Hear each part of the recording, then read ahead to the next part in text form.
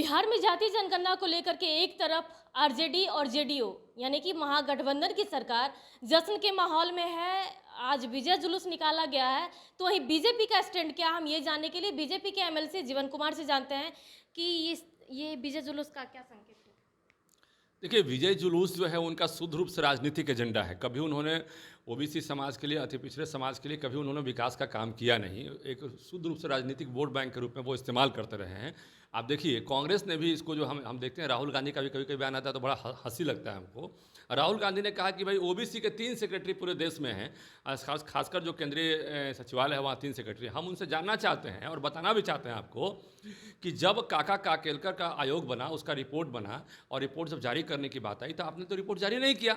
और जब आप रिपोर्ट जारी कर देते और उसके हिसाब से कुछ काम करते तो उस वक्त से आज तक कितने सेक्रेटरी हमारे देश में होते। लेकिन आज उसका तकलीफ हम लोग को महसूस हो रहा है। आज उसका तकलीफ पूरे देश को महसूस हो रहा है। आपने केवल ओबीसी का वोट बैंक इस्तेमाल करने का काम किया, ओबीसी को कुछ देने का काम नहीं किया।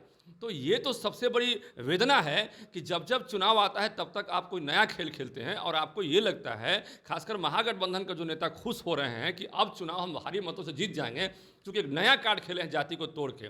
अब देखिए, मैं खासकर जो सुनार जाति से आता हूँ उसको 4-5 भागों में बांटा गया है। कहीं बनिया दिखाया गया है, कहीं अति पिछड़ा में डाल दिया गया है, कहीं कुछ डाल, तो ये इस तरह से आपने उसको कई भागों में बांट के कहीं कहीं दिखाया है।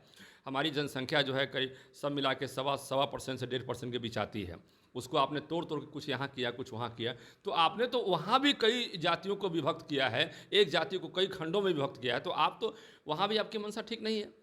एक जाति को कई भागों में विभक्त करके आपने क्या संदेश दिया है? आपने केवल और केवल संदेश जो है एक खास जाति में उसको एकत्रित करके, उसको समेट के आपने दिखाया कि भाई यहाँ पर इतनी संख्या है। तो कहीं ना कहीं राजनीतिक रूप से जातिगत जनगणना नहीं होनी चाहिए और जातिगत जनगणना के साथ आर्थिक सर्वेक्षण भी होना चाहिए। आर्थिक सर्वेक्षण के हिसाब से, आर्थिक आंकड़े के हिसाब से उनको बताना चाहिए कि कितने गरीबों को अभी तक आपने कितना मदद किया है, कितना काम किया है।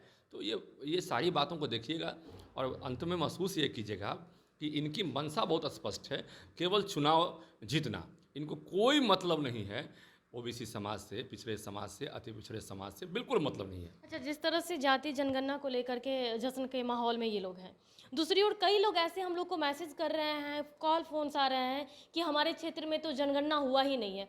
तो फिर ये किस तरह से जनगणना हुआ कि तुरंत लिस्ट भी आ गया? देखिए, सैकड़ों फ़ोन हमको भी आए हैं, सैकड़ों फ़ोन आया है हमें कि हमारे यहाँ जनगणना का कोई रिपोर्ट नहीं किया।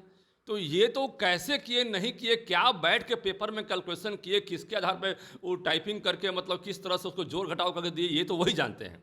और इसमें भी एक बहुत बड़ी धांधली का हमको आशंका लगता है, ये बहुत बड़ी धांधली का आशंका लगता है। हमको तो ये लगता है कि वो लोग बैठ पे कैलकुलेटर लेके वहाँ पे कंप्यूटर पे बैठ के अपना हिसाब किताब बैठा के अपना सब कुछ किए होंगे कि इसको इतना परसेंट दे देते हैं, इसको इतना परसेंट दे देते हैं, इसको इतना दे देते हैं, तो एक मोटा मोटी हमारा हिसाब चुनाव का निकल जाएगा, लोकसभा का। इसको इतना परसेंट दे देंगे तो मोटा मोटी अगला आने वाला विधानसभा भी हमारा निकल जाएगा। अच्छा, आपको लग रहा है कि ये जो सर्वे हुआ है वो किसी सही है? देखिए, हमें तो ये सर्वे कहीं से सही दिखाई नहीं पड़ता। इसके ऑथेंटिसिटी पे एक प्रश्न चिन्ह लगता है और ऑथेंटिसिटी पे प्रश्न चिन्ह लगना भी स्वाभाविक बात है, क्योंकि आज सैकड़ों फ़ोन आ रहे हैं कि हमारे यहाँ सर्वे नहीं हुआ, हमारे यहाँ सर्वे नहीं हुआ, हमारी जांच नहीं हुई, हमारी जांच नहीं हुई। तो आखिर क्यों ऐसा फ़ोन आ रहा है?